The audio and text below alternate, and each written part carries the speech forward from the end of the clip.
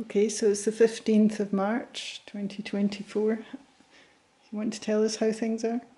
Yeah, I can't remember when we last spoke, Yeah. but this is Friday the 15th of March, as you say, the Ides of March.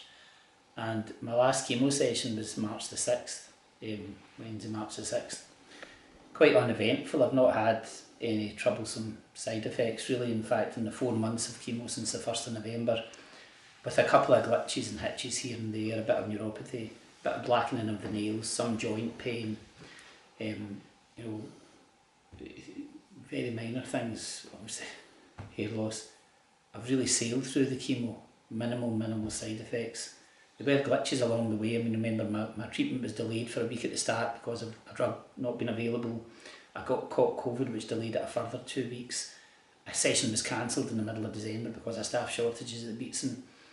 So I was in the wars a little bit, but I've sailed through. And my oncologist, I mean, I think he might like to interpret the fact that I'd suffered almost no side effects from that treatment, the triplet therapy, the Garelix, the docetaxel and the darolutamide, plus the steroids. That might be a good sign that it's had a good effect. We'll see when I get my scans. So I get a CT scan and a bone scan, probably mid-April.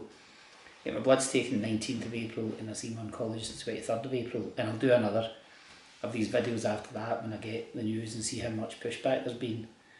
But I feel very positive. I've booked holidays, we booked holidays, and yeah, there's a lot of really positive things. And also the big news really was the fact that after I got diagnosed, you know, somebody had mentioned to me medical retirement, and I just didn't want another major life change. But as my last chemo session loomed, you know, towards the end of February into March, I decided that I thought first of all of going 0.5 and doing a kind of halfway house retirement, but I've now decided that retirement's a good idea because I want to enjoy some of my retirement, and that I don't know how long that's going to be. So I think better safe than sorry, and to take retirement and have some work free time and have some time to travel and think and spend with family and loved ones and so on. So that's the plan at the moment. Obviously it's a process that has to be gone through, and I have to make sure it's the right deal for me to stop working, but that's where I currently am. So yeah, I'm feeling in a good place, and I'm glad to have got through the chemo. Yeah, great.